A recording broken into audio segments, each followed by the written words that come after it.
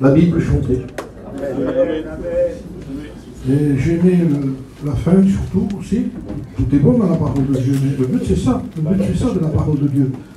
Ne pêche plus. Oui, Seigneur. Ça veut dire n'écoutons pas pour continuer comme on est. Nous encouragez-vous lire un texte dans la parole de Dieu. Avant de commencer, la pensée que le Seigneur met dans mon cœur, c'est dans le Thessaloniciens. Merci. 1 Thessaloniciens, chapitre 5, et verset 14. Écoutez ce que dit l'apôtre Saint Paul. Quel équilibre la parole de Dieu. Nous vous en prions aussi, frères, avertissez ceux qui vivent dans le désordre,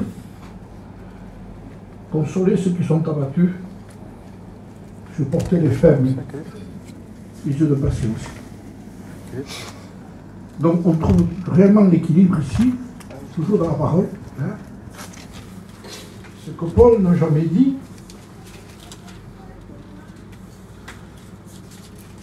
supporter celui à qui il faut avertir. À celui qu'il faut avertir, il faut l'avertir. Au faible, il faut l'aider. Mais la Bible ne dira jamais que celui qui est dans le désordre, il faut le supporter, il faut l'avertir à lui. C'est pas moi qui le dis. C'est la Bible qui dit ça. À celui qui vit dans le désordre, avertissez-le. Ne le consolez pas. Donc, de là, avec ce texte-là, on comprend déjà qu'il peut y avoir chez nous plus de sentiments que de vérité. Et souvent, à celui qui vit dans le désordre, on voudrait le consoler. Et le Seigneur dit, surtout, ne faites pas ça. C'est pas notre parole à nous, ça. Celui qui vit dans le désordre, il faut l'avertir. À celui qui est faible, il faut le supporter. Faisons la notion qu'il y a une différence entre celui qui est faible et celui qui est léger. Le faible n'est pas un léger. Un léger, c'est quelqu'un qui dit dans notre langage chez nous, catalan, il y a revers. Ça va? Non, il dit.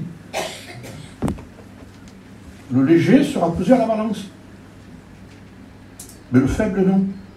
Le faible, c'est vous, c'est moi. Le faible, c'est quelqu'un qui ne se sent pas à la hauteur, mais qui n'est pas léger. Je ne me sens pas à la hauteur, mais la Bible a raison.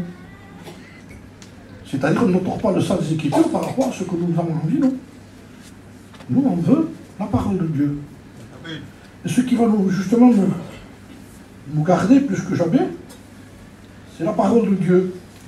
Vous savez qu'aujourd'hui, on emploie souvent ce mot, que ce soit en catalan, en espagnol ou en français, Saint-Esprit descend, Saint-Esprit descend. Frères et sœurs, le Saint-Esprit ne descendra pas s'il n'y a pas la parole de Dieu qui vise d'avant. Si la parole de Dieu n'a pas pour base, le Saint-Esprit ne descend pas. Le Saint-Esprit vient pour nous convaincre de pécher, oui, mais pour que nous revenions à la parole de Dieu. Je dis la passion de l'homme de Dieu, avant de rentrer encore dans le message, nous sommes dans le message, nous sommes avec la Bible dans la main. Écoutez ce qu'a dit l'homme de Dieu. Le Saint-Esprit ne vous a pas été donné pour avoir des nouvelles révélations. Je répète, hein? Juanito le dit souvent ça. Je répète. Le Saint-Esprit ne nous a pas été donné pour avoir de nouvelles révélations, mais pour imprimer l'Écriture dans nos cœurs, de sorte que la parole ne soit pas séparée de l'Esprit. Je le relis calmement, parce que ça a des bases très importantes. Ça va être l'équilibre de notre propre vie. Hein? C'est le respect de la parole de Dieu. Voilà. Donc, je le relis parce que c'est important pour moi aussi et pour vous.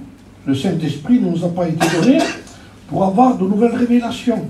C'est le déséquilibre de certains endroits aujourd'hui. On veut faire dire au Saint-Esprit ce que la Bible ne dit pas. Donc, on dirait que le Saint-Esprit peut apporter certaines choses que la parole n'a jamais dit. Le Saint-Esprit a un rôle chez nous. Il prendra de ce qui est à moi, dit Jésus, et vous l'annoncera. C'est tout ce que fait le Saint-Esprit. Il ne fait pas quelque chose en dehors de ce qui est écrit. Jamais, jamais, jamais, jamais. C'est l'équilibre de l'action du Saint-Esprit chez nous. Que le Saint-Esprit agisse Nous le voulons de tout notre cœur, mais surtout, restons dans cette pensée que l'Écriture veut être imprimée dans nos cœurs par le Saint-Esprit, de sorte que la parole de Dieu ne soit pas séparée de l'Esprit. Surtout que la parole de Dieu ne soit pas séparée de l'Esprit. C'est pas quelque chose de simple, ce que je vous dis. C'est primordial chez nous, parce que c'est l'esprit de l'erreur qui est en train de rentrer dans certains endroits. Alors, je lis maintenant un passage dans la parole de Dieu. Ah, merci. Je lis un passage dans la parole de Dieu. C'est dans l'évangile de Jean. Hein? L'évangile de Jean. Chapitre 2, oui, chapitre 2.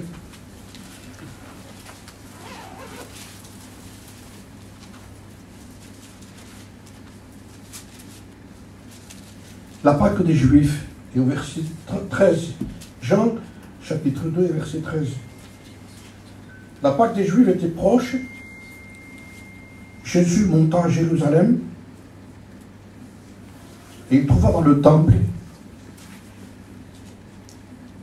des vendeurs de bœufs, de brebis, de pigeons, et des changeurs assis, ayant fait un fouet. Avec des cordes, il les chassa du temple, ainsi que les brebis et les bœufs, dispersa les changeurs et renversa les tables. Et il dit aux vendeurs de pigeons, ôtez cela d'ici, ôtez cela d'ici, ne faites pas de la maison de mon Père une maison de trafic. Seigneur, avant la Pâque, écrit comme ça, avant la Pâque, il monte à Jérusalem et il va dans le temple. Et avant la Pâque, c'est le départ. La Pâque, c'est la première Pâque qui a été faite en Égypte. Ça a été l'institution en disant, vous partez, vous quittez, vous vous en allez. Ça veut dire en un mot, la Pâque, le mémorial de la Sainte Seine, c'est pour nous rappeler que nous partons. Oui. C'est une façon de nous remettre en question pour savoir si nous sommes prêts à partir, pas si nous sommes prêts simplement à prendre la Sainte Seine. Pas simplement à prendre un morceau de pain et boire un peu de vin, ce n'est pas le but. Le but, c'est de nous remettre en question, de nous juger nous-mêmes à travers la Sainte Seine, et surtout pas de juger les autres. De se juger nous-mêmes pour savoir encore si nous sommes dans la foi, pour savoir aussi si nous n'aurions pas peut-être besoin aussi d'être, si nous nous-mêmes sommes châtiés par le Seigneur, nous sommes corrigés par le Seigneur, et la correction du Seigneur est un privilège pour les enfants de Dieu. Ne croyez pas que quand le Seigneur nous corrige, il faudrait prier pour lui, pour que Dieu le délivre. Non, laissons que Dieu nous corrige. On a le temps de prier. Demandons plutôt la patience, la spiritualité, de nous remettre en question avant le départ. Avant le départ, la Sainte Seine, c'est pour savoir de la façon que nous la prenons. Regardez de quelle façon elle était prise à Pâques. Il dit, prenez-la debout. Ça veut dire que vous avez une position qui va partir. On la prend dans une position où le Seigneur revient. On dit, Seigneur, est-ce que je suis prêt à partir ou pas? Prends-la debout. Le bâton à la main, il dit, tu vas faire du chemin. Ça veut dire que tu quittes l'Égypte, tu quittes l'endroit, tu quittes quelque chose. Ça veut dire que la Sainte Seine nous permet en même temps de quitter certaines choses. Des colères, des animosités, l'amour du monde, le péché qui nous enveloppe si facilement. Ce qu'on appelle nous aujourd'hui manque de spiritualité, que la Bible appelle péché, nous l'avons changé. Nous avons changé les noms parce que c'est moins choquant. Manque de spiritualité. Quelqu'un qui se fâche avec quelqu'un, qui garde sa rancune, il a un manque de spiritualité. Non, il faut qu'il se réconcilie avec la personne pour qu'il soit pardonné. Et on a atténué. C'est pour cela qu'il dit que celui qui vit dans le désordre, il ne faut pas le consoler. On peut consoler quelqu'un qui se parle pas avec quelqu'un. Il dit, réconcilie-toi avec ton frère. C'est tout. Qu'est-ce qu'il faut encore dire là-dedans? Qu'est-ce qu'il dit? va encore quoi faire, quoi? On va essayer de jouer une musique à côté pour lui qui se concilie. Réconcilie-toi, parce que tu as dit toi-même dans ta prière, dira le Seigneur, pardonne-nous nos offenses comme nous aussi nous pardonnons à ceux qui nous ont offensés. Vous savez que dans la prière que nous avons faite, que le Seigneur nous a appris, il dit carrément, c'est toi qui me demandes de te pardonner comme toi tu pardonnes. Tu viens de le dire en priant, il dit, pardonne-nous comme nous nous pardonnons, alors que je vais t'exaucer, il dit. Je vais te pardonner comme tu as pardonné. Tu as pardonné à combien? À 50? Je te pardonne à 50, il dit. C'est toi qui l'as demandé. J'exauce ta prière. Et vous savez très bien que si on est pardonné à 50, on ne va pas au ciel. Vous le savez, ça. Il faut un pardon total. Mais à 80, c'est pas mal, il dit. 80, tu ne vas pas au ciel quand même. Mais à combien on va au ciel? Mais il a fallu que le pardon soit total de la part du Christ, sinon on n'allait pas au ciel. Père, pardonne-leur. Et là, il y a toute sa vie qui est engagée sur la croix, il y a toutes ses souffrances, il y a la couronne d'épines, il y a tout ce qu'il a subi. Il le dit avec des crachats excusez-moi, qui dégoulinent sur son visage. C'est à la croix qu'il dit ça. Père, pardonne-leur, car ils ne savent pas ce qu'ils font. Pardonne-leur, le pardon total à la croix du calvaire. Heureusement. Sinon, qu'est-ce qu'on ferait ici? Vous serez notre salut, vous serez la base de notre salut. Dans une belle prière, une belle prédication, vous savez très bien que ce n'est pas comme ça. En ayant changé un chapiteau qui est beaucoup plus grand, beaucoup plus large, beaucoup plus long, ça conduirait à avoir beaucoup de gens perdus à l'intérieur. Nous savons que ce n'est pas ça. Nous savons ce que c'est. C'est dans le pardon du Christ que nous ne voulons pas remplir simplement nos locales, nous voulons remplir le ciel surtout. Nous n'avons pas l'intention de dire, t'as vu, c'est plein, c'est plein, c'est plein, c'est plein. Et le Seigneur a un regard qui dit, c'est presque vide, c'est presque vide, c'est presque vide. Donc ce que nous voulons voir, c'est le regard de Jésus-Christ. Et dans le regard de Jésus-Christ, il y a sa volonté, il y a sa parole, il y a son désir que nous le ressemblions à lui. Vous savez, j'ai écouté un jour un message de Wilkerson qui disait, lorsque je me présenterai devant Dieu, Dieu ne me demandera pas ce que j'ai fait. Pourtant, il en a fait, le monsieur, je vous le dis, il en a fait. Il en a fait du travail. Si vous voyez le travail qu'a fait cet homme, si vous sachez un peu ce qu'a fait cet homme, imaginable. Qui challenge, ça appartient à ce qu'il lui a fait. Hein. Mais je ne me présenterai pas avec ce que j'ai fait. Dieu me demandera, est-ce que mon fils se voit en toi? Et c'est ça qui est important. C'est important, frères et sœurs. Avertissez ceux qui vivent dans le désordre. Avertissons-nous, les frères. Aujourd'hui, c'est légalisé. Malheureux ce que je dis, hein. Le mensonge est légalisé parce que chez nous, comment tu veux que je fasse?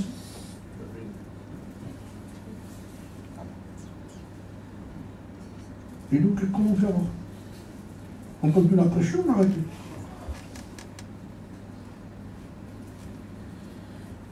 Dehors et menteur.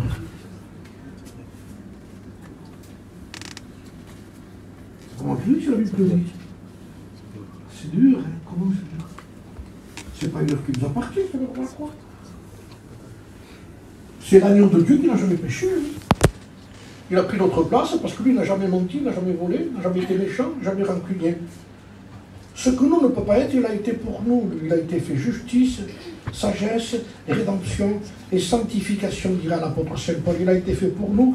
Justice, sagesse, rédemption et sanctification. Les 4 choses qui ne peuvent pas être résistées, il l'a fait pour nous. Un homme de Dieu disait, c'est les 4 barreaux d'une chaise. S'il en manque un, vous vous asseyez, vous tombez par terre. Il faut les 4. Et quand les 4 sont faits, vous vous asseoir. Ça veut dire, vous pouvez vous asseoir. Vous êtes assis sur quelque chose qui tient. Et ce qui tient, c'est qu'il a été sagesse, rédemption, sanctification et justice pour nous. Pour nous. Et vous voulez que celui qui s'assoit vive dans l'injustice. Et qu'on freine, prie. Vous savez pourquoi on est fermé? Je dis avec vous, je peux prêcher assis si vous voulez. Il n'y a que l'estrade qui m'élève au-dessus de vous. Vous savez pourquoi on n'y arrive pas? On ne prie pas assez. Ouais. Vous savez que voulez-vous puiser des forces où? Dans les supermarchés, à 80 000. Toute la journée à l'intérieur. Allez chercher un pack d'eau. Donc un pack d'ail.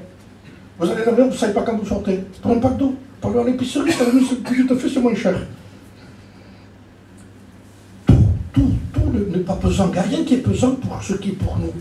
Il n'y a rien qui est pesant que ce qui concerne la chair. Maintenant, prenons notre corps et amenons-le devant Dieu. Vous allez voir la souffrance qu'il fait. Est-ce que vous êtes comme moi, vous? Amen. Et moi, je souffre, les frères.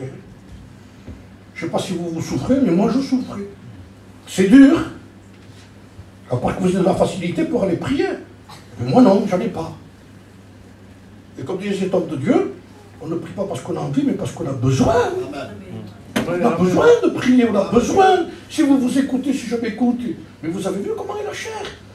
Mais le pire des ennemis, c'est pas là-bas, c'est pas chercher le diable, c'est nous. Notre propre personnalité, notre caractère à nous qui ne va pas se plier, le caractère lourd. Un peu fier, gitan, donc sois un chrétien d'abord, et le gitan on verra plus tard si tu veux. Mais d'abord, chrétien d'abord, chrétien d'abord. Un gitan ne va pas au ciel, un chrétien gitan va au ciel. Il y a le mot gitan quand même, moi, je suis, je ne vais pas le renier quand même, hein. C'est tout. Mais attendez, ne mettons pas la priorité sur ce qui a fait notre défaut à nous. Tout ce qui appartient à ce que nous sommes est un défaut en réalité. La qualité c'est lui. Il faut aller chercher la qualité là où elle est. Qu'est-ce que t'as acheté ça? Mais ça vaut rien ça. Mais il ne fallait pas là, il ne fallait pas aller ici. On nous dit souvent certaines choses, que t'as acheté ça. Et là, ne vaut pas rien. T'as gaspillé de l'argent pour rien du tout. Donc gaspillons pas notre temps autre part que là où t'as été tant de temps. Écoutez bien, on fait des efforts pour certains pour aller à des séminaires. On en a fait, on y va, il n'y a pas de problème. Et combien de fois, pour Israël, tout ce que les gens ont fait, il y en a qui ont dit, même certains presque ont eu des disputes dans leur foyer. On n'y va jamais, on n'a jamais été, nous. Il faut qu'on y aille. Et alors tu dis, mais comment on fera, c'est cher. On fera un petit crédit, même si on pourra. Alors on se met dans l'embarras. Tu peux pas, c'est pas un problème, je disais un jour. Tu peux pas, c'est cher. Tu peux pas aller si loin, tu peux pas. Écoute, c'est pas un problème, je disais. Comme il y a de ta salle à manger à ta chambre, il y a 3 mètres. Il dit, mais fais 3 mètres, ton père est là-bas, il dit, dans la chambre où tu vas. Amen. Amen. Gloire à Dieu. Amen. Et là, tu te disputeras pas avec ta femme, à personne. Écoute, tu veux qu'on aille plus qu'Israël? Si. Allons prier tous les deux, tu vas voir. Amen. Alléluia. Amen. Si on peut, on peut. Allez-y, 10 fois, par mois, si vous le faites comme vous voulez. Mais que ce ne soit pas la priorité de la spiritualité. N'allons pas chercher ailleurs ce que nous avons à 3 mètres. Parle-moi. Fais venir un tel. Gaspillez pas de l'argent pour faire venir des pasteurs si vous ne lisez pas votre propre Bible tout seul. Comment voulez-vous qu'on s'en sorte, frère? Moi, je ne sais pas si vous accusez. Mais pour mettre de la pratique, de la simplicité à l'égard de l'évangile. Nous sommes compliqués. Avec c'est là-bas, il y a un message, je ne te dis pas. Mais vous connaissez le message plus grand que celui-là? Amen. Combien de versions tu as? J'ai la version telle, la version telle, la version telle. Achète-en une, lis là. 1,50 € ça vaut. Avec des commentaires. On ne lit plus la Bible, on dit les commentaires. Direct. N'achetez pas des Bibles avec des commentaires, lisez la Bible. Ils ont la parole, mais je ne la comprends pas. Mais je ne la comprends pas non plus, des fois, moi. Il y a presque 50 ans que je la lis. Il y a des choses que je ne comprends pas. Mais je la lis quand même. Alléluia, Amen. Et pourquoi tu lis? Parce que je sais que la parole de Dieu, elle lave. Amen. Elle lave. Quand la compagne y passe, elle lave. On ne connaît pas toutes les compositions des médicaments. Quelqu'un Doliprane, j'en prends souvent des Doliprane. Mais si je devrais lire la composition et connaître comment c'est fait, je ne le prends pas, moi. Mais on me dit ça, tu le prends, tu n'as plus mal dans la tête. Je le prends, je l'avale. Pourquoi? Parce qu'il y a des savants qui l'ont fait, j'ai confiance en eux. Même si vous ne connaissez pas la composition des choses, prenez-le. Et mangez. Alléluia. Mangeons, les frères. Amen. Amen. Je bon prophète. Oui. Amen, amen. En catalan, bon appétit. Bon appétit. Les vœux, je peux les faire parce que de toute façon, on ne se verra pas pour Noël. Heureux Noël. Pas joyeux, heureux. La joie, c'est le monde. Heureux, c'est la Bible. Heureux l'homme à qui le péché est pardonné. Alléluia. Amen. Terminons l'année avec quelque chose, avec des résolutions dans nos cœurs. Terminons l'année en nous donnant la possibilité d'avoir des forces pour ne plus pécher. Comment? Oui. Parce que si on lit, on prie, nous aurons la force de renoncer à tout ce qui nous est proposé. Comment voulez-vous qu'on refuse? Où est l'homme qui a des capacités aujourd'hui? Quel est l'homme qui peut arriver à quoi que ce soit aujourd'hui? Qui peut arriver? L'apôtre Saint Paul disait, qui est satisfaisant pour ces choses? Qui peut satisfaire Dieu pour les choses? Personne. Alors, où puiser la force? Il y a un passage dans la Bible qui dit, Éphraïm se mêle avec les peuples. Éphraïm est un gâteau qui n'a pas été retourné. Il est à demi-cuit. Et le texte continue, des étrangers consument sa force. Et ils ne s'en doutent pas. Des étrangers consument sa force. Le domaine étranger, c'est ce qui est étranger aux choses de Dieu, le monde, les conversations, les paroles. Un jour, dans un rêve, je ne suis pas un rêveur, mais j'ai fait un rêve qui était significatif. J'ai vu une femme, deux femmes, dont une, c'était la fille et la mère. La fille et la mère. La fille était chrétienne et la mère n'était pas chrétienne. Et en parlant toutes les deux, le Seigneur me montrait que cette mère était en train, qui était inconvertie, elle était en train de mettre la main dans le cœur de sa vie et lui sortait les choses de Dieu, en parlant. C'était une conversation de maman, inconvertie. C'est difficile de voir une mère comme ça qui est dangereuse. Tout ce qui n'est pas de Dieu est dangereux. Je ne dis pas qu'il faut jeter vos parents, au contraire, il faut les honorer. Mais si on les aime, il faut garder la Bible. Amen. Amen. Amen. Amen. Amen. Si notre famille nous dit viens adorer autre chose, moi autre part, je ne peux pas y aller, moi. Moi j'attends Jésus. Il y a des endroits où Jésus ne rentrera jamais. Il faut savoir si on peut y aller. Je ne risque rien. Comme je disais l'autre jour, quand je suis rentré dans le supermarché, il y avait un chien qui était dehors avec une laisse. Et quand en rentrant, j'ai dit vu le chien, il dit t'as pas le droit de rentrer toi. J'ai dit ça au chien, moi. Et parce que j'avais une image, moi, de ça. Lui ne rentre pas. Mais il y avait dans le sens spirituel que je voyais ça.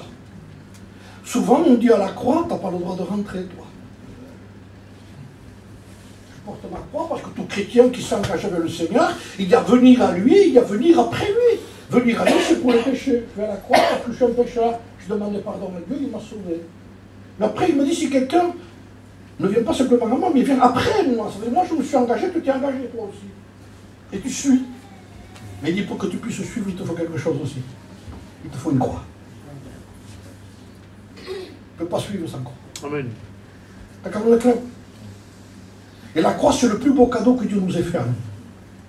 À partir de notre conversion, il ne nous a pas donné une croix en or avec un diamant dessus. Il dit, quel cadeau tu m'as fait? Non, je te donne une croix véritable. Une croix où il faut que tu sois crucifié, toi, dessus. Où il faut que tu meurs. Jésus, après notre conversion, veut notre mort. Alléluia. Si nous mourons, nous donnons la vie. Si nous vivons, nous ne donnons pas la vie. On dit, Seigneur, sauve nos familles, meurs. Meurs pour gagner les tiens qui sont vivants. Meurs. Si on ne meurt pas, on ne gagne pas. Pour gagner, il faut mourir. Si le brin de blé qui est en terre ne meurt pas, il ne peut pas apporter du fruit. Dieu veut notre mort. Et ça veut dire tout simplement, j'ai dit au chien, tu ne rentres pas. Et vous imaginez que ce qui arrive. J'arrive avec ma croix, et tout d'un coup, il y a une conversation de choses qui sont de famille, de disputes, de ci. Et on dit, attends, hein, je te laisse ici la croix, parce qu'il faut que je parle avec eux de choses. Attends, il faut que tu laisses la croix pour parler. Parce qu'on se mélange dans des conversations qu'il ne faut pas se mélanger. Un chrétien doit savoir rester à sa place. Moi, il y a un problème un jour à Perpignan, il y a très longtemps. Un oncle à moi, sans le faire exprès, bien sûr, il conduisait son auto à Perpignan, et le soir, il est passé un jeune gitan en moto, un jeune enfant. Il l'a percuté. Il l'a percuté, et l'enfant était par terre, il est venu le SAMU, il est venu la police, parce que les gitans ont couru de la cité. Et quand ils ont vu leur enfant comme ça, et que les gens disaient qu'il est mort, il était dans le coma déjà. Le gitan cherchait qui avait fait ça. Et quand il a vu mon oncle, il voulait tuer mon oncle. Même si c'était un gitan. Le problème, c'est comment on fait. Alors ils l'ont emmené à l'hôpital, ils ne voulaient voir personne, et ils avaient promis, c'était des gens particuliers aussi, mais c'était comme ça. Il fallait voir la douleur qu'ils avaient aussi. Un enfant de 8 ans qui était en train de mourir. Ils ont dit 6 meurent, 1 ou 2 meurent. Petit, grand, qu'importe. Il dit, qu'on fait? Ma famille. Alors eux, toute ma famille, s'est mis dans une maison parce qu'ils venaient le trouver le soir.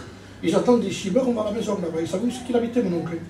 Donc tous ceux qui appartenaient à ma famille, c'était dans la maison. Et ils n'étaient pas... Ils étaient armés aussi, en disant, tant pis, comment tu veux faire? On ne veut pas se battre, non, mais comment tu veux le tuer? Comment on fait? Ce n'est pas hier. Après, il y avait eux, il y avait moi. Et il y avait mon cousin et l'autre cousin germain. On était 3 cousins germains qui étaient chrétiens et qui ont commencé à prêcher la parole de Dieu déjà. Et nous, qu'est-ce qu'on fait? On prend le fusil aussi. On va à la maison aussi là-bas. Parce qu'il faut de la famille, il faut se défendre. Nous, on n'y va pas, nous, là-bas.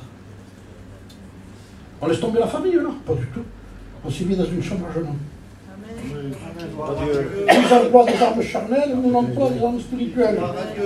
Et c'est avec des armes spirituelles qu'on combat le charnel. Pas dans les discussions.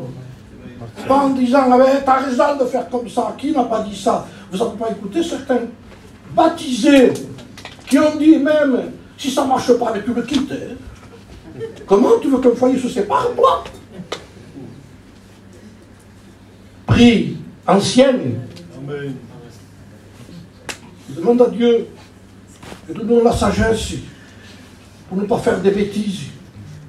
Si on verrait le rôle de l'ancienne dans la parole de Dieu, même de la veuve, vous diriez, qu'est-ce qu'on doit faire? Il dit, il y en a pour tous dans la Bible, vous en faites pas. Il y en a pour tous, pour les jeunes, pour les moins jeunes, pour les plus vieux. Il y en a pour tous, pour les malades, pour ceux qui souffrent. Il y a un texte pour tout le monde. Qu'elle enseigne à aimer leur mari.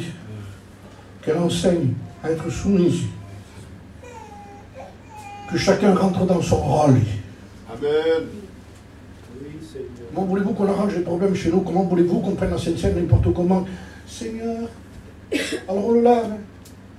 On le lève. On peut prendre le pain et le mettre sur le plafond si on veut. Ça ne change pas la position du cœur. C'est notre façon de prier, je le fais peut-être aussi. Mais c'est pas ça. Après, ça devient religieux presque, vous comprenez bien. La Sainte-Seine a un but. Celui qui mange ma chair et boit mon sang à la vie. C'est du pain rompu, le morceau de pain, c'est le corps de Christ brisé à la croix du calvaire. C'est un morceau de lui. C'est son renoncement, c'est son amour. Qui ont sens, hein. On dit, il faut le prendre. Ne le prenez pas si vous n'avez pas demandé pardon à Dieu. Nous devons nous mettre en règle avec Dieu avant la Pâque. C'est un départ. Il n'y a qu'un seul départ. Il ne faut pas le manquer. Si vous le manquez, si je le manque, c'est fini. Seigneur dit, un jeune homme qui n'est pas loin du royaume des cieux. Pas trop loin, c'est pas y être. Il faut être dans le centre des choses de Dieu. Amen. C'est à nous de nous mettre en question. Il faut que d'abord le Seigneur, avant de partir, il mette de l'ordre dans le temple. Les frères, laissons-le venir chez nous. Amen. Laissons-le venir chez nous. Wow, Je vous promets qu'on n'a même pas besoin d'un message, d'un prédicateur qui prêche, je ne sais pas comment. Disons-lui au Seigneur du fouet, il n'y a que Jean qui note le fouet. Vous avez remarqué le fouet? Il fait un fouet en y allant. Il tresse, il doit avoir, je ne sais pas, il doit avoir des cornes. Et en y allant, il fait un fouet. Les disciples de Jésus, qu'est-ce qu'il fait avec ça? Moi je pense ça. Il dit, qu'est-ce qu'il fait? D'habitude, il n'a pas ça, lui, dans la main. Je ne sais pas s'ils lui ont demandé, qu'est-ce qu'il va faire avec ça? Et s'ils ne lui ont pas demandé, ils ont vu ce qu'il a fait. Vous vous imaginez, vous? Qu'est-ce qu'il fait un fouet? L'amour ne fait pas ça. C'est Jean qui le note. Le seul qui note ça, c'est l'apôtre de l'amour. Et l'amour note le fouet. Mais aujourd'hui, le fouet est parti de chez nous. Il va le dire, ça va, il va se vexer. C'est pas les mains, frère. C'est pas les mains, ça. C'est pas les mains. Moi, je vous donne un exemple qui m'est arrivé. J'ai eu un problème un jour au poumon. On m'a fait un scanner, je l'ai cité souvent ça dans les prédications. On m'a fait un scanner. Et le scanner me dit, mais vous n'avez rien. Bon. Ça va, tranquille. Et ma femme avait pris rendez-vous avec un spécialiste du poumon. Elle me dit, on a rendez-vous avec le pain. Allons-y. Je lui dis, non, je ne veux pas qu'il y ait rien. J'ai perdu du temps. Non, si, j'ai insisté. J'ai été. Et quand j'ai été, le spécialiste a pris le papier, il l'a mis de côté, lui. Il a lu un peu, mais il l'a mis de côté. Il a pris la disquette. Et il a commencé à mettre la disquette, il a commencé à regarder. Regardez, moi j'étais derrière, voyez mes poumons. Et là tout d'un coup il s'arrête, il dit là, vous avez quelque chose, monsieur. Vous avez une petite odulité. Poumon. Alors, là j'ai pris des résolutions. Ma femme a téléphoné à Montpellier. Rendez-vous avec une équipe médicale, avec un professeur, un spécialiste. Ça allait plus loin. C'est plus simple avec le pas et l'autre. C'est plus simple, vous n'avez rien. C'est le message qu'on doit écouter aujourd'hui. Le message qui nous tranquillise. Le scanner comme ça, là. Vous n'avez rien. Dieu vous bénit. Et on part avec l'odule dedans. La bonne nouvelle, c'était celle-là. Mais la vraie nouvelle, c'était l'autre. Et quelle était la meilleure? Vous allez dire c'est celle-là. Non, c'était l'autre. Pourquoi? Parce que ça a été pris à temps. C'est vrai, amen. La vérité m'a permis d'aller chez le professeur, de faire une IRM, d'aller plus loin dans les choses, qu'une équipe se réunisse pour qu'il parle de moi et qu'il dise on va faire ça, ça, ça et ça et ça, et si ça réussit, c'est fini. Donc c'est ça la parole de Dieu. Ce n'est pas les messages qu'on cherche aujourd'hui. Et ceux qui les prêchent cherchent du succès, je vous le dis, parce que j'en me suis aperçu. Il n'y a pas meilleur qu'un prédicateur qui fait ça avec son nom. Regardez, vous savez qu'aujourd'hui, qu'il y a une école qui enseigne à prêcher avec des signes. Je l'ai appris, ça, je ne savais pas ça, moi. Même avec des positions, parce que ça a de l'influence sur la prédication. Tout est psychologie. Et je vais vous prouver quelque chose simplement comme ça. Si je voulais recevoir l'esprit, je le dis par la parole. Maintenant, si je le fais avec la main comme ça, recevez l'esprit, quand il y a un impact, mais il va me dire qu'il y a quelque chose qui est donné. Il répond, oui, tout, je suis donné, il y a 5 grammes, c'est tout. Mais c'est psychologique, tout est dans le sentiment, les émotions, l'action de quelque chose qu'on veut voir. L'œuvre de Dieu est quelque chose qui n'est pas vu. Je suis le cep, a dit Jésus, vous êtes des sarments. Entre le cep et le sarment, passe la sève pour qu'il y ait du fruit là. C'est sa sève à lui, ça. Maintenant, pour vous dire que le bruit, ça veut rien dire. Mettez votre oreille entre le cep et le sarment pour entendre le bruit que fait la sève pour aller de l'autre côté. J'entends rien. J'entends rien. J'entends. Allez-y tous les jours, hein. J'entends rien. Et petit à petit, de l'autre côté, vous commencez à voir des petits grains verts. J'ai rien entendu, mais j'ai vu. J'ai vu le résultat du cep. Que le sarment est à l'intérieur. Alléluia. Et que la sève passe. La sève passe. Et la sève vient du cep. Et le Saint-Esprit vient de Jésus. C'est le fruit de l'Esprit. La paix, la joie, l'amour, la fidélité. Et tout ce qui appartient au ciel n'est que produit que par le Saint-Esprit en nous. Et vous voulez que moi je fasse venir des gens là qui... Mais il faut se méfier de ces gens-là. Faites pas des frais. Je sais que vous ne le faites pas non plus. Mais hors de notre pensée, ces choses-là. Avec des gens qui ont des résultats qui viennent d'où, ces résultats? Importés d'où? Nous en avons assez chez nous. J'ai dit à certains prédicateurs, n'appelez pas les gens de bien loin, appelez ceux qui sont chez vous, restez en France. Vous avez des hommes de Dieu chez nous. Pourquoi faire venir un message exporté, vous ne savez même pas ce qu'il dit? Même nos cantiques. Continue, TJ, reste fidèle à ça. Et ceux qui chantent, restez fidèles à la parole de Dieu dans vos cantiques. Parce qu'il y a des cantiques qui sont importés que je ne suis pas d'accord avec, moi. Il y a un cantique qui a eu succès, je l'ai dit un jour en prêchant, Méphibosheth. On dit ça, Méphibosheth. Je ne parle que de ça, d'un homme qui s'appelait Méphibosheth, c'est l'histoire. C'est l'homme qui a mangé avec David.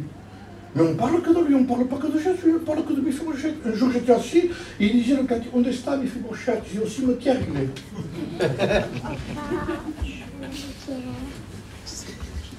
Qu'est-ce que c'est que ces trucs, ces émotions?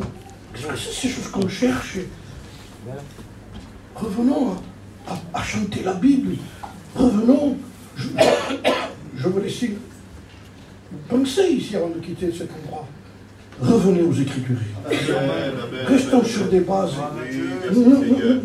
Ne cherchez pas à avoir des émotions, ne cherchez pas à avoir des frissons. C'est plus important ce qu'il dit que ce qu'on ressent. Vous comprenez ça? Il y a qui, mais je sens bien, moi. Écoutez, moi je parle avec Ray, par exemple. Et en parlant avec Ray, je fais ça, chaque fois que je parle. Bon, il travaille, il va me rater, il dit, écoutez, touche comme ça. Et il y a des gens qui, quand ils prient, ils voudraient ressentir quelque chose. J'ai besoin de te toucher à chaque fois, mais pour pas que je parle avec toi. Ouais. Puisque je parle avec toi, pas besoin de te toucher à chaque fois. On a une conversation tous les deux. Si je fais ça, tu vas trouver étrange. Qu'est-ce qu'il a? Donc imaginez qu'à chaque fois, il faut qu'il se fasse ça. Sur moi. Mais pourquoi? Puisque je te parle. Qu'est-ce qui est plus important? Que je te touche ou que je te parle? Que tu me parles, Seigneur. Alors, ayons confiance à la parole de Dieu. Elle nous parle, elle produit en nous, elle a une capacité, la Bible. Elle a une capacité énorme, c'est au-delà de ce que je peux penser, moi. Écoutez, il y a un exemple dans la Bible qui m'a toujours touché, moi. C'est un exemple d'Ézéchiel. Ézéchiel, je crois que c'est dans le chapitre 2, a une vision, il est foudroyé par terre. C'est la vision qu'il a foudroyé. Il ne peut pas tenir debout devant la révélation de Dieu. Et Dieu lui parle. Ézéchiel lui dit, écoutez bien, tiens-toi debout sur tes pieds et je te parlerai. Donc il y a un conditionnel dans le fait que Dieu veut lui parler. Il dit, quand tu seras debout sur tes pieds, je te parlerai. Mais Ézéchiel ne peut pas. Donc comment peut-il nous demander quelque chose qu'on ne peut pas faire? Vous me suivez? Il est par terre. Je suis convaincu que Ézéchiel aurait réfléchi en disant, Seigneur, permets que je me relève. Pas, il ne peut pas, il foudroyer. Mais il sait qu'il faut qu'il soit debout pour que Dieu lui parle. Donc il va essayer. Il va avoir un désir. C'est que Dieu lui parle. Il ne peut pas. Alors que fait la parole de Dieu? Il dit, dès qu'il lui parlait, il dit, le Saint-Esprit entra en moi et me fait tenir debout sur mes pieds. Vous vous rendez compte de ce que pour lui la parole de Dieu? Il dit, je te demande quelque chose, je te donnerai la capacité de le faire.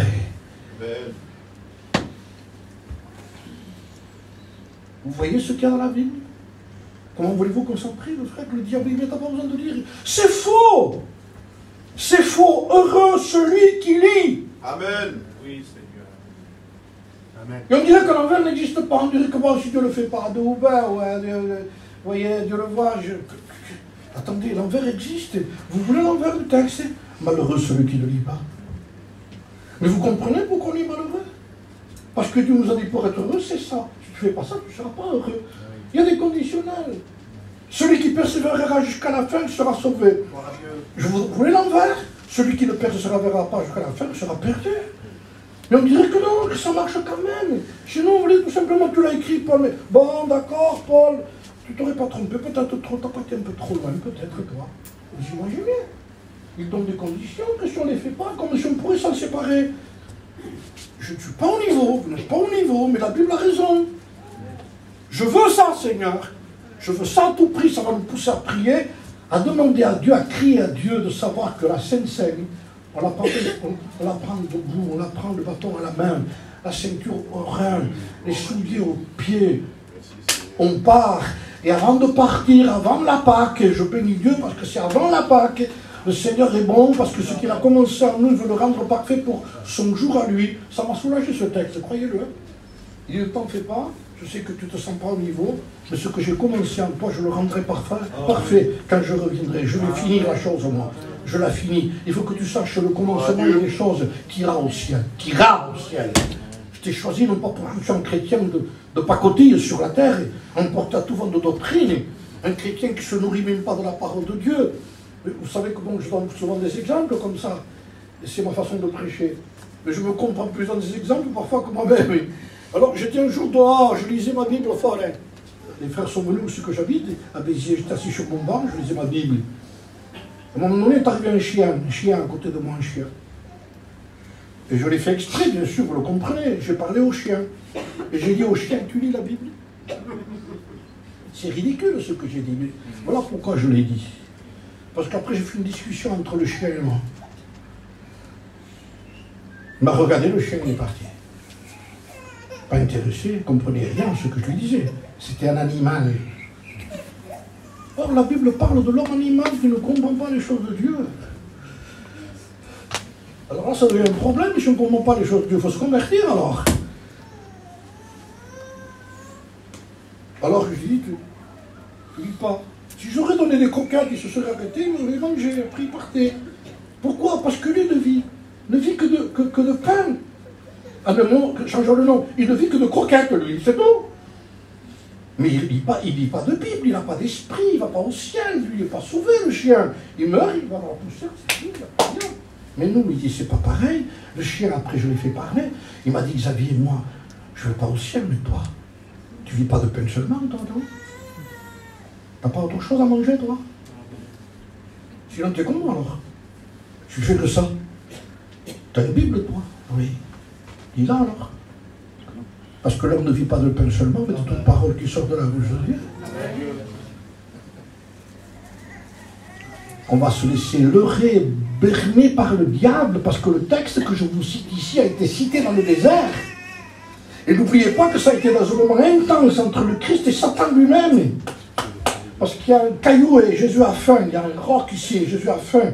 Et le diable lui dit, si tu es le Fils de Dieu, ordonne que cette pierre devienne du pain. Mais ce piège-là, on l'a tous subi. Quand nous avons un problème et que le problème ne se résout pas, le diable vient nous faire douter, il dit, t'es pas chrétien peut-être, non, peut-être t'es pas. C'est vrai. C'est pourquoi t'es pas exaucé? Parce que t'as péché. Il y a tant de choses qu'on peut dire. Il y a des choses peut-être à régler aussi, je dis pas. Mais je voulais dans le sens de la prédication. Le piège du diable, c'est ça. Il dit tout simplement, ce qui va prouver ce que tu es, c'est que la chose se transforme. Est-ce que vous comprenez? Ça veut dire que notre titre de fils de Dieu va dépendre de l'exaucement de notre prière. Si la pierre devient un pain, je suis fils de Dieu. Si ça reste une pierre, je ne suis pas fils de Dieu. Alors Jésus a répondu pour nous, parce qu'on ne saurait pas quoi répondre ici. Heureusement qu'il a répondu pour nous aussi, là. Hein? Heureusement qu'il était là, hein, dans le désert, où on n'y va jamais, nous. Mais lui, il était, lui. Il n'est pas rentré avec sa tête seulement, il est rentré avec son corps. Et le corps, c'est nous, la tête, c'est lui, mais le corps est rentré dans le désert. Hein? Et à ce moment-là, Jésus répond. Écoutez ce qu'il dit. Alléluia. Voilà la signification de ce que moi je dis ici. Écoute Satan. Ce n'est pas parce que ça reste une pierre que je ne suis pas fils de Dieu. Amen. Mon titre ne dépend pas d'une transformation de pierre en pain. Je suis fils de Dieu. Amen. Alléluia. C'est ça. La Bible rend témoignage, le Saint-Esprit rend témoignage à notre esprit que nous sommes enfants de Dieu. Amen. Parce que c'est ça qui se passe chez nous. Vous savez qu'il y a des gens comme ça aujourd'hui qui ne connaissent pas ça. Comment voulez-vous qu'on s'en sorte, les frères? Mais comment voulez-vous qu'on s'en sorte? Je sors presque de mon sujet. J'ai changé de sujet en même temps en prêchant. Pour rester sur la parole. Alors Jésus répond. L'homme, il est écrit, dit Jésus. L'homme, il est écrit, il prend les Écritures pour nous amener aux Écritures à nous aussi, comme je disais, pas pour utiliser la capacité de... Il n'a jamais été pour lui-même. Il n'a jamais employé son autorité de fils de Dieu. Il a employé son autorité de fils de l'homme pour gagner dans un corps de fils de l'homme, pour que nous soyons vainqueurs dans un corps de fils. Parce que sinon... Bien sûr qu'il gagne, lui. C'est Dieu. Il n'y a pas de problème. Il est le Fils de Dieu. Mais comment je fais, moi? Il dit, non, t'en fais pas, j'ai pas gagné comme ça. J'ai gagné dans un corps d'un second Adam. Alléluia. Dans le premier Adam, on n'a pas réussi. J'ai réussi pour toi, moi, dans un second Adam. J'ai vaincu dans un corps comme le tien. Je ne suis pas venu t'étudier. Je suis venu te comprendre. Prendre un corps comme le tien. Je dis un jour, il y a des gens qui font des expériences. Ils sondent dans des trous de fourmis, et ils rentrent avec des caméras dedans, ils vous disent tout ce qu'il y a. Ça c'est des guerrières, ça c'est des guerriers. Vous avez vu tout ce qu'ils font? Ils se mettent. Et comment ils font pour connaître tout ça? Ils disent ça c'est la reine, ça. Ils savent tout, ils savent tout. Alors après ça m'a touché, ça, j'ai dit Seigneur, mais toi tu n'es pas venu nous étudier comme eux le font, parce qu'ils ne connaissent pas le sentiment d'une fourmi. Ils ne connaîtront jamais ce qu'est la pensée d'une fourmi, même s'ils l'étudient. Même si les fourmis pourraient parler, tu me parles, mais tu ne connaîtras jamais ce que je suis en tant que fourmi. Quand Jésus est venu, il n'est pas venu avec une caméra pour nous étudier. Il a pris un corps comme le nôtre. C'est comme si nous, on aurait pu se transformer en fourmi en rentrant dedans. On connaîtra plus qu'une caméra, hein, puisqu'on saura ce que c'est une fourmi. Comment marche une fourmi, ce que mange une fourmi. Il a pris un corps comme le nôtre. Il a été tenté en toutes choses comme nous. Il a été l'exemple pour nous du vainqueur, du Seigneur, du roi, qui n'a jamais péché. Notre référence, notre capacité, elle vient du crucifié, de celui qui est mort sur la croix du calvaire pour nos péchés. Et nous devons le connaître, mieux le connaître, comme disait l'homme de Dieu. On ne peut pas aimer quelqu'un qu'on ne connaît pas. Est-ce que vous êtes d'accord avec moi dans ce que je vous dis? On peut aimer plus un petit cousin éloigné qui est toujours avec vous que quelqu'un qui est un parent plus près qui est loin. Je ne suis jamais avec lui. Mais quand vous êtes avec quelqu'un qui est toujours là, vous avez une connaissance qui est beaucoup plus grande de dire « Je le connais, moi, je sais ce qu'il aime manger, comment il est habillé. » C'est plus que ça. Je le connais dans la profondeur de son caractère. Et si on l'accuse sur quelque chose à cette personne, je le connais tellement que je dis « Non, il n'a pas fait lui ça. Comment tu le sais, toi? Je le connais, moi. » Ce n'est pas le vêtement que vous connaissez, hein? C'est la capacité de l'homme à l'intérieur. Et c'est cette connaissance que nous parlons. Connaître Jésus de cette façon va nous assurer que nous pouvons y arriver. Qu'il y est arrivé, on peut y arriver. Il nous a donné la victoire, sa victoire et ma victoire. Le tout est accompli pour moi. Et dans le désert, il a vaincu pour moi. Et je dois mieux le connaître. L'homme de Dieu disait, les Écritures sont en page imprimée. Écoutez ce que je vous dis, hein. C'est l'homme de Dieu qui a dit ça. Les Écritures sont en page imprimée, ce que le Christ est lui-même. Les Écritures sont en page imprimée ce que Jésus est lui-même. Au commencement était la parole était Dieu, c'était lui. La parole est venue en chair. Et Dieu a voulu que ce soit écrit. La Bible, c'est Jésus. La Bible, ce sont ses Écritures. N'était pas écrit Nouveau Testament? Vous avez vu ce qu'on dit? Un testament. Pour qu'un testament existe, il faut qu'il y ait mort de la personne. Le Christ est mort. Et vous recevez une lettre, Michel, qui vous dit « Je t'ai légué quelque chose ». Si ce serait différent que c'est quelqu'un qui est d'Amérique qui vous envoie une lettre, tu ne sais pas que tu en parles en Amérique? Ah oui? Oui. Je crois que c'est Rockefeller, tout comme ça. Ah bon? Oui. Mais tu as un parent, lui, t'a laissé quelque chose, je vous promets qu'on y va le matin de mon âge. Ouais. On s'attend à recevoir son héritage. Eh bien, écoutez bien, le Fils nous a laissé un héritage. Alléluia. Lisez-le. Il m'a laissé ça. Mais il n'y a rien pour la chair, hein? Mais non. Il n'y a pas de goût. C'est presque le Covid. Pas d'odeur, pas de goût. Ça n'a pas de goût pour la chair. Ça n'a pas de goût pour nous. La chair n'y trouve aucun goût. Je vous promets que c'est pareil. Je ne sais pas si vous l'avez fait, ça. Quand on mange, on a du goût. Je dis, je vais me régaler. Mais quand on a fini, après, il y a quelqu'un qui parle dedans. Il dit, moi aussi, j'ai faim. Qui tu es, toi? Je suis l'esprit. Je ne vis pas de pain seulement, moi. Il dit, tu le sais. Moi, tu n'es pas un chien, toi. On a parlé. Mais toi, tu as besoin de lire, toi. C'est une nécessité, ça, tu le sais ou non? Alors, mais écoutez ce que fait la chair. La noblesse du Saint-Esprit est là. Au potu que la carne. Je ne sais pas comment ça se dit en traduction. Le trimar de la chair. Quand c'est le moment de lire, quand nous avons mangé, le Saint-Esprit était là, il attendait. On ne vous tourmente pas, il me laisse tranquille. Nous aussi pareil, hein, vous comprenez. Mais après, quand c'est pour lire, je fais ça. Vous voyez qui je suis, hein? Alors je vais lire quelques textes. Je lirai un peu plus tard. J'ai quelques commissions à faire. C'est foutu. Dieu sait qu'on a dit non déjà. On fait n'importe quoi pour pas dire. Alors on a pris des méthodes, on a pris des peines de vie, il y en a partout, il y en a chez nous, ça fait pareil. C'est plus facile. C'est comme mon chéri, parce que et si ça ne vous plaît pas, on a le choix là, parce qu'on le remet dedans, le remet dedans, le remet dedans, il ne trace pas. Tout d'un coup, on trouve celui qui lui convenait. Ne pas que vous le vaguez. Ça devient dangereux quand même. Je vous le dis comme ça, mais ne croyez pas que c'est presque se moquer de Dieu, de lui demander qu'il nous parle comme ça, un Dieu si grand. Ça vous est pas arrivé de lever la tête vers le ciel, que les larmes vous coulent?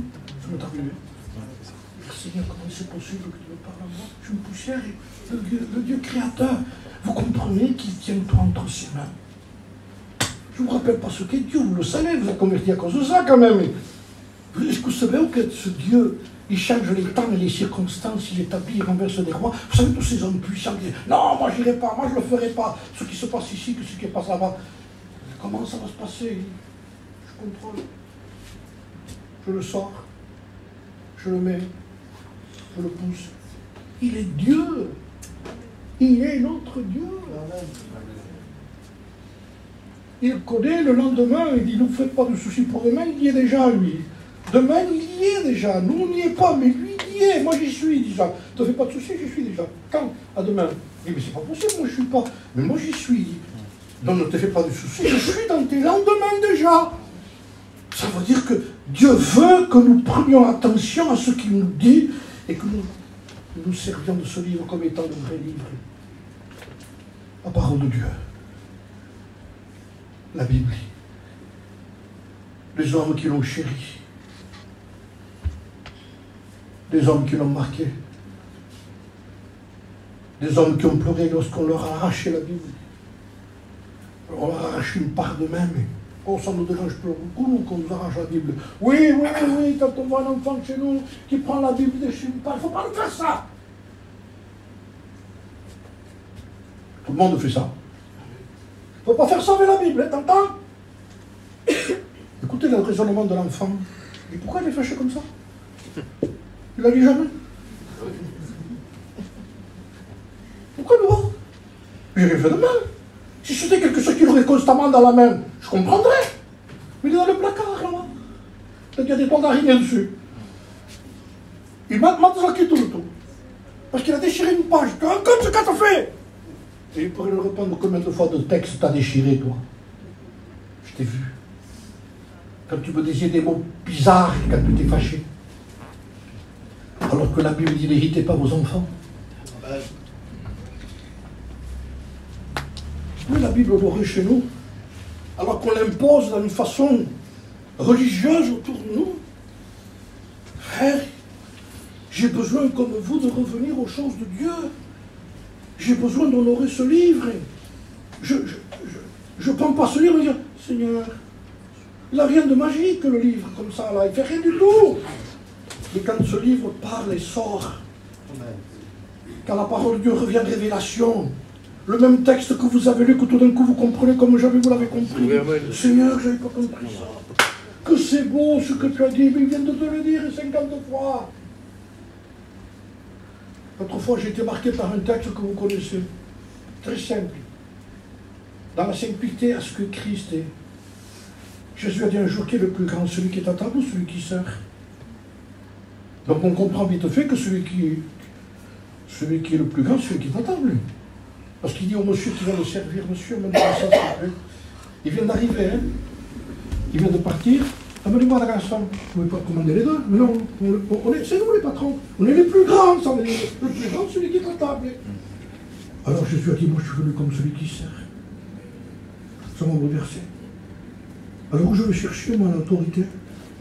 Là, je veux l'autorité parce que je suis à table. Il dit non, l'autorité c'est quand tu sers. Amen. Arrêtons de se mettre à table pour se faire servir quand on veut être serviteur. Je veux être serviteur, sers. Et ne te sers pas.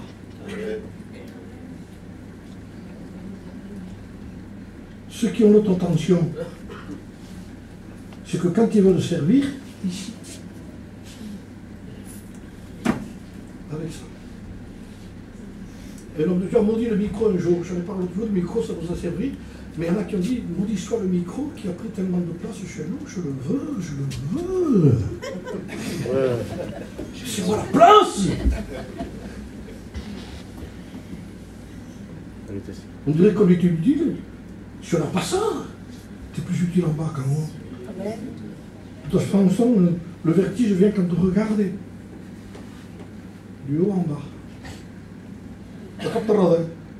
Mais le vertige ne vient jamais quand vous regardez du bas en haut. Là, la tête ne tourne jamais. Reste en bas. Restons en bas si la tête ne tourne en haut. Ça, c'est la Bible. Serviteur. Merci Seigneur. Serviteur des serviteurs. Alléluia. Serviteur par excellence. Serviteur qui passait inaperçu. Je disais dernièrement dans une réunion, si Christ viendrait chez nous et si on ne savait pas qui c'est, on ne lui laisserait pas la place. C'est noté dans un coin comme ça. Coucou, non? Les frères jeunes m'avaient invité pour faire 2 réunions, le matin et le soir, à Perpignan. C'était tous des jeunes, ils étaient honorés de m'inviter comme anciens, quoi. Et alors quand ils priaient, avant que je prêche, ils disaient, Seigneur, tu sais que ce que nous voulons, nous, c'est pas écouter. Ce n'est pas écouter l'ancien, mais qu'on l'honore. Il dit, c'est à toi qu'on veut écouter. Vous avez raison. Et quand j'ai pris la place, j'ai dit ce que j'ai dit là. J'ai écouté, vous avez raison de dire ce que vous avez dit, ce n'est pas à moi qu'il faut écouter. Maintenant, il faut que vous sachiez que Jésus est plus simple que moi. Je ne sais pas si vous êtes prêts à l'écouter. Parce qu'aujourd'hui, si Jésus, ça le savait, il vient de nous faire une mission. Il n'en fait pas 2 chez nous. C'est ce qu'il a dit. Qu'il est un berger, qu'on ait des brebis, qu'on ait des moutons, voilà, ouais. Qu'il ait du pain, qu'il ait de l'eau, qu'il ait la lumière. Même il prêche. Je dis en français, jamais plus il prêche chez nous.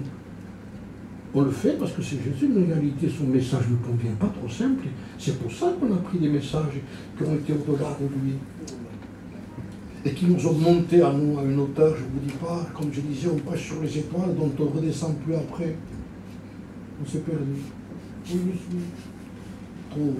Ouais, amen. Ben, ça va. C'est son message tellement simple, je finis. J'avais d'autres choses à vous dire, je vais rester sur ça. C'est tellement fort ce que le Christ dit, c'est tellement puissant ce qu'il dit. Amen, amen, amen.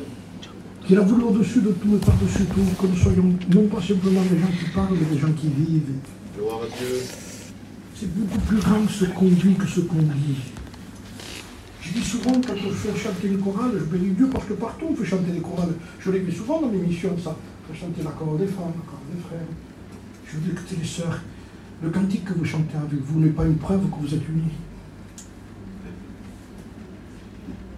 L'unité ne vient pas parce qu'on chante le même cantique en haut. L'unité vient en bas, dehors, là-bas. Quand on est capable que quand quelqu'un me parle sur quelqu'un, il arrête, je ne parle pas, moi je ne le critique pas, moi. De quoi tu me parles là? Qu'est-ce que ça veut dire? C'est ma soeur, ça va. Vous savez ce qu'on dit dans le proverbe chez nous? Que nous on parle de nos familles, c'est une chose, mais pas que les autres on parle. Oui, c'est chez nous. Ça c'est toujours pareil. Hein? C'est normal ça. D'abord, vous sentez que ça roule dedans quand on en parle, que c'est l'autre. Je dis rien parfois, mais on dit, quand même, c'est pas comme vous, hein. Vous parlez comme ça, ma famille en moi. Donc, ça veut dire que vous en parliez, c'est une chose, mais l'autre, vous ne cherchez pas. Ça veut dire la même chose de ça. Ouais, amen. N'en parle pas, nous. Arrivez à arrêter tout ça. Arrivez à arrêter ce qui est. Moi, je voulais un message pratique. A, B, C, D. Alors, qu'est-ce que c'est la conclusion donc du message de ta Bible? Amen. Qu'est-ce que tu veux que je te dise de plus?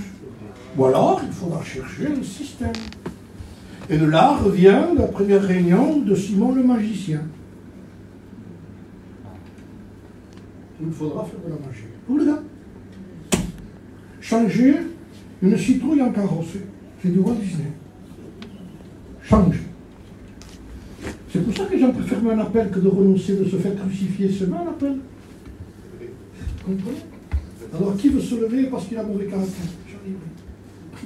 frère. Non, meurs à la croix, ma soeur. Va te faire crucifier, va. C'est une chose, Romagnan. Amen. Meurs. Qu'est-ce qu'on va ressentir sur la croix? Quelque chose qu'il n'y a que les crucifiés qui le ressentent, dit la Bible. Sur la croix, il y a une prophétie de Jésus qui disait « Ma langue s'attache à mon palais ». Il n'y a que là que ça se ressent. Vous savez, quand est-ce qu'on va arrêter de parler? Il dit, quand la langue va s'attacher, quand on est crucifié. Quand on descend, on parle de mort. Alors pour ne plus parler, il faut rester crucifié. Fini. Critique qu'on parle, qu'on ne dit plus critique. Je l'ai entendu plusieurs fois. Je ne critique pas, je fais que parler. Parce que je suis franc. C'est spirituel. Il faut donner un bon point. C'est qui me donne le bonheur? Elle est franche. Prie pour toi, prie pour la soeur. C'est possible que quand... Pourquoi je parle toujours sur la soeur qui critique? Non, il n'y a pas de les soeurs qui critiquent. De temps en temps aussi les frères le font. Moi, je peux vous faire tuer. Mais je vais dire par là que ça se peut qu'on puisse parler de quelqu'un. Je dis, c'est pas un problème de parler de quelqu'un, mais on peut faire autrement. Au lieu d'en parler entre nous, on va en parler avec. On va prier pour elle. On se réunit parce qu'il y a une soeur qui a un problème. Vous savez quoi, les soeurs, on arrête de parler, on va prier Dieu. On va demander à Dieu qu'il l'aide dans son besoin, dans sa nécessité. On va demander à Dieu qu'il l'aide parce qu'elle passe par des mauvais moments. Et que c'est pour ça que peut-être elle est écrite. Il y a un sujet. On prie. Quelqu'un qui est dans la souffrance, qui prie. Revenons à la parole de Dieu, vous allez voir, on va se trouver tranquille. Écrit. C'est écrit. L'on ne vit pas de pain seulement, mais de toute parole qui sort de la bouche de Dieu. Alléluia. Et c'est ça qui compte. Ne vivons pas de pain seulement. Vivons de toute parole qui sort de la bouche de Dieu. De sa bouche à lui. Parlez compte de sa bouche à lui. Parle-moi, parle-moi, parle-moi. Parle-moi, tiens, parle-moi, tiens, parle-moi, je veux ressentir, tiens, oui. Mais je veux ressentir, tu ne ressentiras jamais rien avec moi, à part avec les Simon magiciens, pas de problème. Mais avec la parole de Dieu, tiens, il dit, tu parles, lis ta Bible, prends-la, va chez toi, lis ta Bible, va, lis ta Bible, disons notre Bible, lis ta Bible. Un cantique chez les enfants de la Pentecôte, on disait, lis ta Bible et prie chaque jour. Moi je connaissais ce cantique, parce que j'étais dans l'Assemblée de Dieu. Lis ta Bible et prie chaque jour. Et avec la main, il fait, si tu veux grandir, c'est pour les enfants ça. Mais aujourd'hui, faut-il pas revenir à ça? Amen, amen. Je n'ai pas de secret. Je n'ai pas de potion magique. Merci Seigneur, j'en veux pas. La réalité de ce que moi je vis, que j'ai besoin de ce que je souffre, pour ce que je vous dis, j'en souffre tous les jours parce que je veux ça. Et je sais qu'il n'y a que ça. J'ai un combat depuis que je suis pasteur. Je me bats chez moi, comme les frères le font certainement aussi, pour les anciens. On se bat pour repousser ce qui veut rentrer, qu'on sent que ça sent pas bon, on sent que c'est pas normal, qu'il y a quelque chose qui est de travers. Alors on discute, on dit non, ça ne fait pas que ça rentre, ça. Ça, c'est l'épée. Oui, Seigneur. Amen. Le cantique qui chantait, TJ, que les frères ont chanté, nous ne voulons pas vendre l'héritage de nos pères. C'est-à-dire qu'il faut que les bornes ne soient pas déplacées. Ça suffit avec ce qu'on a. Amen. Nous n'avons pas cherché ailleurs ce que nous avons chez nous. Et le secret de votre victoire, les frères et les sœurs, il est là. Nous l'avons chez nous, nous avons le trésor chez nous. Ne cherchez pas à être riche. Vous avez la richesse. Elle est là. Amen. La connaissance qui dépasse tout. On n'a pas besoin, c'est Internet, ça ne sert rien du tout. Toutes les erreurs qui rentrent, on écoute des prédicateurs, je vous promets, c'est horrible. J'ai entendu des gens dire, si tu écoutes ce prédicateur, il me le montre, tu ne sais pas qu'il fait de l'erreur, lui là. Mais tu te regarde combien de gens l'écoutent, parce qu'il y a beaucoup qui l'écoutent, ils l'écoutent aussi. Ils n'ont même pas de goût, ils ont perdu le goût, ils ont tout perdu. Vous écoutez des gens qui disent n'importe quoi. Des nouvelles sectes qui sortent de chez nous, ils n'étaient pas avec nous. S'ils auraient été avec nous, ils seraient restés avec nous, mais ils n'étaient pas de nous. Ils sont partis. Ils ont créé à côté des choses pour attirer du monde, pour induire les gens en erreur. Gardez la Bible. Alléluia. Et prions plus souvent que ce qu'on fait. je crois que c'est suffisant. Amen. Amen. Amen. Amen. On prie le Seigneur. Amen. Nous sommes heureux, Seigneur. Oui.